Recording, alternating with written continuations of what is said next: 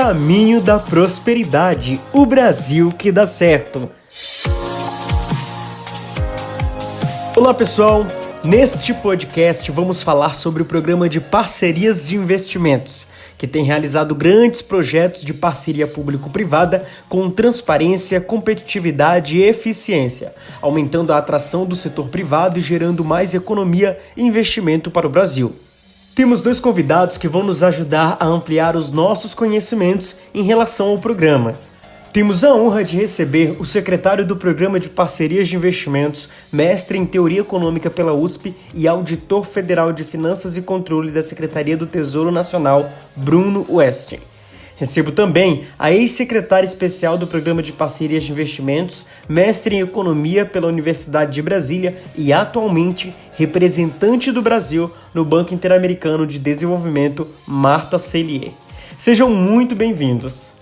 O Programa de Parcerias de Investimentos foi criado com a finalidade de ampliar e fortalecer a interação entre o Estado e a iniciativa privada, por meio da celebração de contratos de parceria e de outras medidas de desestatização.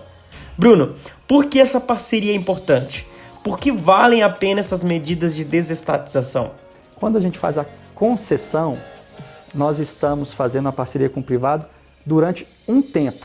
Ele vai ter obrigações de investir, melhorar a qualidade daquela infraestrutura ou da prestação daquele serviço e depois desse tempo, essa infraestrutura retorna para a gestão da União, do poder público, ou ela é novamente feita uma relicitação para um outro privado continuar a investir e melhorar a prestação daquele serviço público. Quando a gente fala de privatização, isso envolve necessariamente uma empresa, tá? Uma empresa que seja estatal. E aí sim a alienação, a venda dessa empresa para um privado. Mas isso não quer dizer que o Estado deixará de atuar naquele setor. Ele só não será o controlador dessa empresa. Então, quando a gente vende uma empresa, por exemplo, recentemente foi feito o leilão da Companhia Docas do Espírito Santo, Codesa. Então, o governo era a autoridade portuária lá, por meio dessa companhia, e prestava o serviço. Nós fizemos a concessão desse serviço público por 30 anos, ou seja, daqui 30 anos, esse serviço retornará para a União e foi feita a venda da empresa também. Essa empresa tem um contrato, ela irá prestar o serviço durante um tempo, e depois o serviço volta para a União.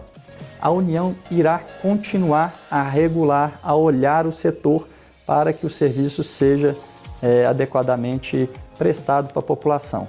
Então, sempre que nós estamos falando de privatização ou concessão, não há uma transferência de riqueza, pelo contrário, nós estamos gerando riqueza para a sociedade brasileira.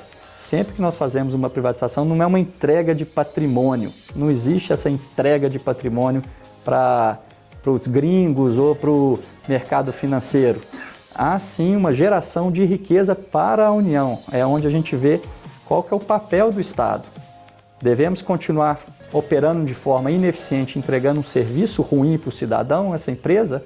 Ou tem uma forma do Estado atuar nesse serviço, uma forma melhor do Estado atuar nesse serviço de forma que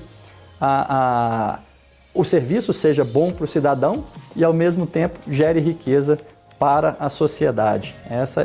Esse é muito importante de desmistificar. Quer dizer, estamos entregando patrimônio. Não estamos entregando patrimônio. Estamos reposicionando o Estado para focar em saúde, para focar em educação e, ao mesmo tempo, gerando riqueza para a sociedade. Um dos objetivos do PPI é ampliar as oportunidades de investimento e emprego e estimular o desenvolvimento tecnológico e industrial, em harmonia com as metas de desenvolvimento social e econômico do país. Marta, você pode destacar as iniciativas neste período de governo no âmbito do PPI que contribuíram para esses objetivos?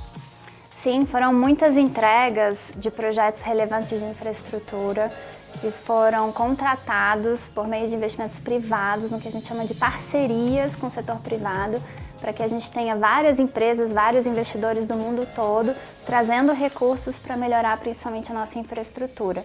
Então, as entregas estão diversificadas em setores, desde o setor de transportes, que o Brasil contratou muito investimento em parceria com o setor privado para melhorar nossas rodovias, nossos portos, nossos aeroportos, nossas ferrovias, mas também leilões na área de telecomunicações, né? O leilão do 5G, que teve um impacto tremendo de contratação. Só o 5G, mais de 40 bilhões de reais de investimentos para levar a internet para aquelas pessoas e cidades que ainda não acessavam serviços com qualidade, mas também revolucionar o tipo de serviço que é entregue à população, com obrigações de chegar nas escolas públicas, de chegar na Amazônia. Cada um desses projetos, em diversos setores, tem obrigações enormes de investimento e de transformação da vida das pessoas. No setor de energia, de renováveis, no setor de óleo e gás, mineração, nos vários setores, concessões de parques, de terminais pesqueiros, concessões de saneamento básico, água e esgoto, concessões de serviços de resíduos sólidos urbanos.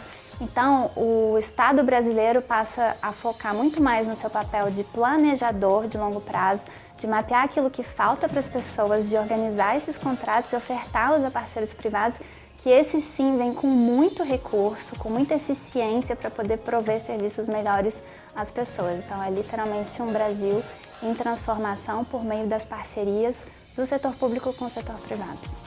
Bruno, você pode destacar o legado que o PPI deixa para o país com base nas ações realizadas neste governo? Um legado que nós aqui no Ministério da Economia, no PPI, deixamos com esse programa, que ele vem para fomentar essa parceria, esses investimentos em infraestrutura e serviços públicos por meio da parceria público-privada, é justamente nas vantagens que tem entre fazer uma concessão de uma infraestrutura pública e de um serviço público por meio de uma parceria, onde nós fazemos um planejamento de todo o serviço, focando na utilidade daquele serviço, no cidadão, na percepção do cidadão em relação àquele serviço, e não só na obra pública. Então, a gente, quando faz um leilão aqui, por trás desse leilão tem todo um contrato que foi desenhado, uma governança grande, tanto do Poder Executivo, do PPI, quanto do Tribunal de Contas, que no fim e ao cabo você sabe que tem um bom projeto desenhado, que ele vai servir, ao invés de priorizar as contratações que era feita anteriormente, priorizar apenas a contratação da infraestrutura pública, olhando apenas para a obra. O foco era apenas para a obra e depois não sabia como é que essa obra seria utilizada depois de terminar. Essa é talvez a maior vantagem de você fazer junto à iniciativa privada. Por quê? Tem que a gente chama de alinhamentos de incentivo, né? O privado ele tem que querer fazer a gestão daquilo, ele tem que estar com o alinhamento daquilo. O cidadão tem que perceber a importância, senão um projeto desse não vai para frente, da caducidade.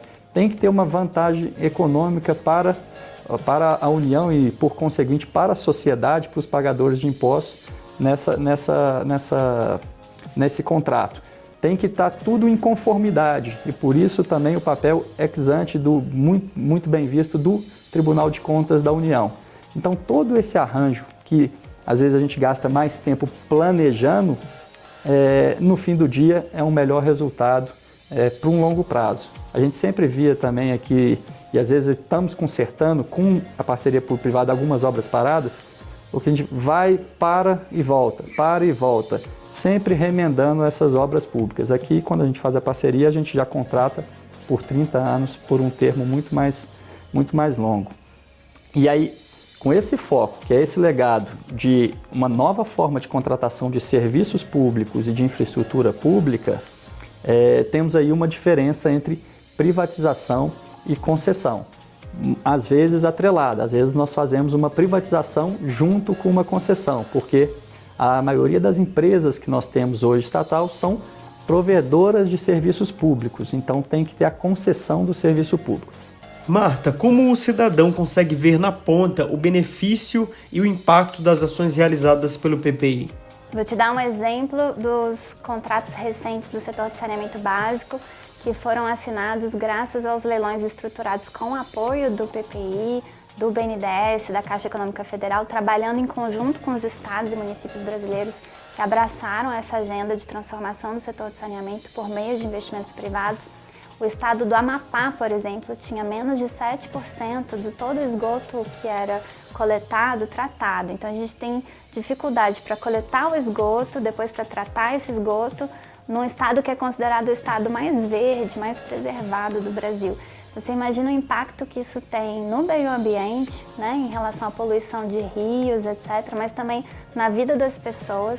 O Brasil hoje ainda tem, infelizmente, uma taxa de mortalidade infantil alta e muitas dessas doenças que são razão dessa taxa estão relacionadas à falta do saneamento básico. Então, quando a gente fala de um leilão que contrata bilhões de reais, 3 bilhões no caso do Amapá, para trazer infraestrutura adequada, para captar o esgoto, tratar o esgoto, a gente não só está trazendo muito mais preservação para a região, que é uma pauta muito importante, mas a gente está salvando as vidas das crianças, a gente está melhorando a saúde pública da população do estado. Então, é um impacto tremendo de melhoria da qualidade de vida das pessoas. E a gente pode ver isso em diversos projetos, desde projetos de infraestrutura, em que você começa a ter o serviço de melhor qualidade, um aeroporto que foi transferido à iniciativa privada com obrigações de investimento, é um aeroporto que não falta ponte de embarque, que não falta banheiro, que não falta ar-condicionado para as pessoas aguardarem seus voos com conforto, não falta estacionamento, não falta qualidade, porque o foco é no passageiro. E por muito tempo o Brasil viveu o apagão aéreo, o Brasil viveu a falta de infraestrutura nos seus portos, que torna os nossos produtos mais caros, aumenta o custo do Brasil. O Brasil viveu a falta das ferrovias, que tornam o frete rodoviário caro e que poluem mais por meio das rodovias, tornam as nossas rodovias mais repletas de caminhões, dificultam o tráfego de pessoas, aumentam os acidentes. Então, investimento impacta na vida das pessoas em todos os sentidos, em todos os setores. E a beleza das concessões, das parcerias com o setor privado é conseguir fazer esses investimentos sem tornar os serviços mais caros para as pessoas. Esse é o nosso compromisso, a gente mantém aquele pedágio que era pago ou aquela taxa que era paga pelo serviço de água e esgoto, aquela tarifa, mantém os valores daquela tarifa, mas com volumes enormes de investimento com a contratação do setor privado, impondo metas de eficiência na entrega desses serviços. Então é um impacto que realmente pode ser sentido na vida das pessoas com a entrega de cada uma dessas infraestruturas. Estamos caminhando para o final, desde já eu quero agradecer a participação de vocês, mas eu não posso deixar passar. Quero aproveitar, Marta, que você separou um tempinho para estar conosco. A gente sabe que você está representando agora o Brasil no BID e eu gostaria, de saber como que o Brasil é visto lá fora e quais são os interesses em investimento no nosso país. E agora, no meu novo papel no Banco Interamericano, dialogando muito com outros países, cada vez mais o foco é em crescimento verde, o desenvolvimento das energias renováveis, e olhar para a nossa matriz energética nos coloca já numa posição de destaque no mundo em relação a como a gente gera energia com o vento, com o sol, com as hidrelétricas, ou seja, energias não poluentes, que são cada vez mais importantes para o crescimento dos países. A gente já se destaca nesse segmento e tem gerado cada vez mais oportunidades agora com as eólicas offshore que estão sendo regulamentadas, que são as eólicas que ficam fora do continente, em alto mar, também o nitrogênio verde. Então, o Brasil é um mar de oportunidade. O grande legado que eu vejo é que aquilo que sempre foi tratado como problema e, de alguma forma, aspectos que envergonhavam o brasileiro, porque nós somos o sétimo destino de mais investimento estrangeiro do mundo, nós somos a 11ª maior economia do mundo, nós temos um dos mercados consumidores mais relevantes do mundo, a população também. Por que a gente não tinha esgotamento sanitário, sabe? Por que a gente sai do Brasil e tem que se deparar com números de coleta de esgoto, tratamento de esgoto, comparando com países muitas vezes em situação pior que a nossa, mas a gente tinha essa falta de infraestrutura. Então, aquilo que sempre nos envergonhou, de certa maneira, passa a ser visto como um enorme mercado a ser ofertado a investidores privados para resolver a falta de infraestrutura para a população brasileira por meio desses muitos leilões que aconteceram, por exemplo, no Rio de Janeiro, que está contratando muita gente para prover os serviços de água e esgoto. Foram 25 bilhões de reais contratados só nos municípios contemplados no Rio de Janeiro. Um Amapá que não tinha 7% de coleta de esgoto e que agora teve um leilão que contratou investimento para levar água e esgoto para todos os cidadãos do estado do Amapá. Alagoas e tantos outros projetos que foram leiloados nesse governo e que são projetos de 30 anos. Então a gente está equacionando a questão da falta da infraestrutura pelos próximos 30 anos. Isso sim é legado. É você não olhar para a obra como apenas uma intervenção pequena no período de 12 meses. É você olhar para o cidadão e falar como é que eu garanto o serviço para você com qualidade, a preços módicos, que você consiga pagar por eles dentro da sua realidade, então instituindo muitas vezes a tarifa social para aquela população mais de baixa renda, mas garantir que você receba esse serviço pelos próximos 30 anos. Então essa é a grande diferença, esse é o grande legado e tenho a certeza que o mundo inteiro está olhando para o Brasil com uma certa, digamos, perplexidade positiva. Porque como assim esse país, onde sempre faltou tantas coisas, tem uma carteira de projetos a ofertar ao setor privado multibilionária para melhorar a vida do cidadão com investimentos privados, ou seja, sem precisar aumentar imposto, sem precisar tornar a vida das pessoas mais difícil para ter acesso a mais serviços. Como é que é essa transformação? Como é que o Brasil chegou nesse caminho? Isso tem impressionado o mundo, os investimentos estão acontecendo, os números são impressionantes, mesmo num contexto internacional muito complexo dos últimos 2 anos, que tem que ser considerado. Muitos países do mundo pararam seus investimentos por conta de crise de saúde e o Brasil em nada arredou pé das suas prioridades, dos seus projetos, mesmo num contexto muito difícil, para conseguir ter esse legado de entrega de tantos leilões e, consequentemente, tantos contratos que envolvem investimentos enormes para mudar e melhorar a vida das pessoas. Esses foram Bruno Este e Marta Cellier, que falaram sobre as medidas realizadas que deixam um legado para as futuras gerações.